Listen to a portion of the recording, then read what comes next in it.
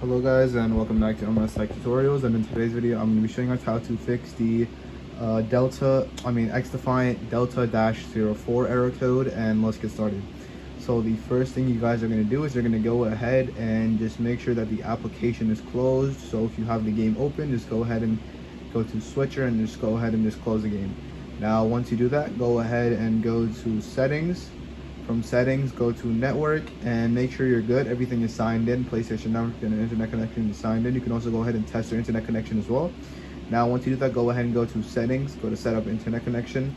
And what you're basically going to do is you're going to go to your Wi-Fi. You're going to click on the options button on your controller, and it's going to pop up advanced settings. Now once you click on advanced settings, you're basically just going to change the primary and the secondary DNS codes. And the primary DNS, you're going to change it to 8.8.8.8 and the secondary DNS to 8.8.4.4.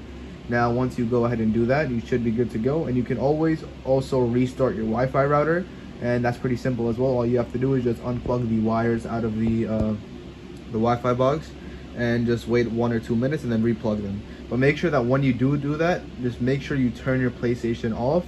Otherwise your Wi-Fi will not get connected until it will take a long time for your Wi-Fi to get connected normally. So just make sure you turn it off, turn it back on, and your Wi-Fi will automatically be connected, and you should be good to go.